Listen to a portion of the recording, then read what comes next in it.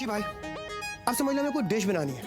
हाँ, हमें वो डिश बनानी नहीं आती, तो या तो हम ऐसे ही कुछ भी बना दें और तुक्के में डिश बन जाए, या फिर उस डिश के बारे में हम ऑनलाइन पढ़े, बुक पढ़े, सीखे अच्छे से, फिर बनाए। अब आप बताओ कि कौन सी डिश अच्छी बनेगी ऋषि भाई? इसकी बात ये अब शादी को डिश से कंपेयर कर रहा है। लोग मेरी बात समझ क्यों नहीं रहे हो? अरे तुम लोग यहाँ क्या कर रहे हो? मेहंदी तो वहाँ चल रही है, आओ चलो। हाँ चलो चलो। मतलब ऑफ कोर्स चलना तो पड़ेगा ही, रिस्पेक्ट। बट मैं ये बोल रहा था मासी, मेहंदी तो लड़कियों की रस्म होती है ना? हाँ, मेहंदी की रस्म लड़कियों के लिए होती है। तो ग्रेट, तो आप पहले लड़की को लेके जाओ ना। जाओ। क्या बोल रहा है तू खोतिया? I'm not खोतिया, I'm होने वाला हस्बैंड या। आयुष, ऐसे क्यों बोल रहा है कि सिर्फ लड़कियों को लेके जाओ? हाँ, हमें नहीं चलना है क्या? चलना है, ऑफ कोर्स चलना है, हमें भी चलना है, पर अभी तो हम डांसर्स नहीं आए हैं, उन्हें आने में लेट हो गया है, इसीलिए नहीं आ रहे हो ना तुम? डांसर्स मतलब लड़कियां? जी नहीं। हमारे आयुष को डांसर्स वांसर्स में क्या इंटरेस्ट? ये तो बहुत ही शरीफ लड़का है। ओ मेरे भगवान, हो तुम हो। थैंक यू, आपको समझ आया। होता नहीं हूँ मैं, शरीफ हूँ। शरीफ नहीं है तो एक नंबर का बदमाश है ये। ऐसे क्यों बोल रहे हो मेरे बारे में? पर खोतिया है। बदमाश लड़कियाँ। सबसे बड़ी बात कि वो इतने सालों तक इस घर में रही है, तो कोई भी अच्छी इंसान नहीं है वो। बहुत ज्यादा बुरी है, बहुत जहर है उसके अंदर, एक सांप से भी ज्यादा। वो ना अपनों को भी डस रही है, वो अपनों के साथ भी बुरा कर रही है और उसको पछतावा भी नहीं है, ना ही शर्म है ना ही लिहाज। तो दी वो तेरे साथ तो क्या? मेरे साथ क्या?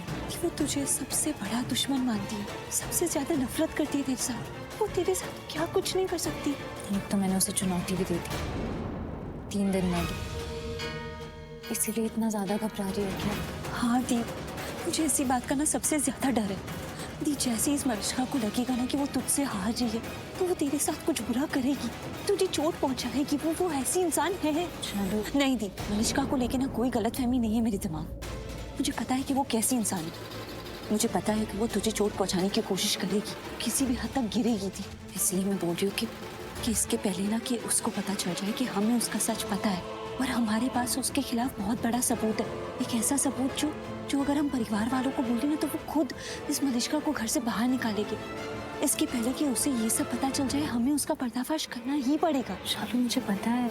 तुझे क्या लगता है मैं ये सब नहीं जानती? ये जो तू कुछ भी बोल रही है ना, मैं सब जानती हूँ, मुझे सब पता है। इसीलिए तो जब तूने उस दिन मुझसे कहा था कि सबको जाके बता देते, मैं नहीं रोका था ना तुझे, इसीलिए ही रोका था, क्योंकि मैं जानती हूँ कि वो कैसी है और वो क्या कर सकती है, किस हद तक चल सकती है। मैं सब जानती हूँ, मैं जानती हूँ मलिश्का के बारे में सब कुछ।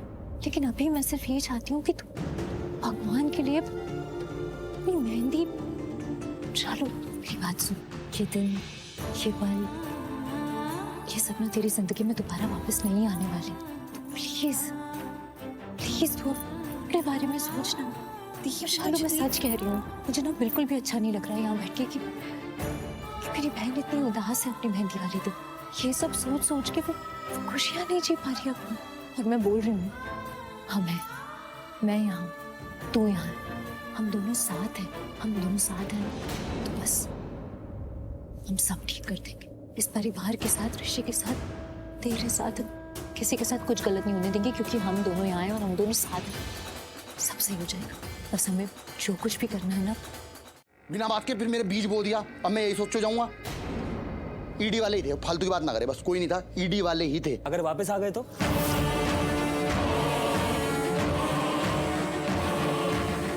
वापस आ गए तो फिर से सुआ चुबाएंगे मेरा, मुझे अस्पताल ले जाएंगे, वापस लिटा के वहां पे मेरे फेफड़े गुर्दे सब निकाल लेंगे।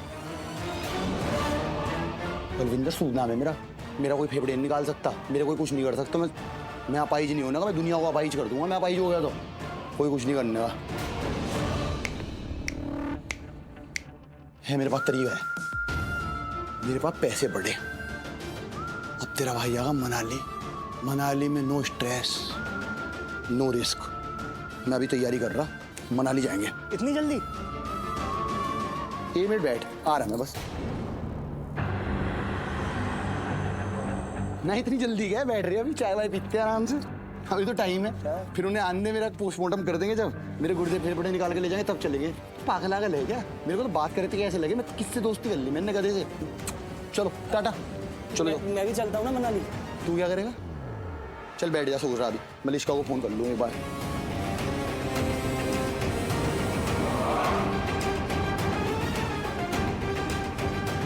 इसे आदत हो रखी मेरा फोन ना उठाने की। कोई बात नहीं, ना उठाती तो ना उठाए, भाड़ में जाए मेरी तरफ से। मेरी जान का सवाल है, मेरे इसके लेने का नहीं किसी के लिए भी। सीधी बात है, जान है तो जहान है, तेरा भाई बल्लू महान है। तो एक काम कर, तू इस बार रहेगा, अगली बार तो मनाली का सोल सबको मांगे लाऊंगा, है ना मेरा भाई? चल ठीक है, ध्यान रखिए घर का।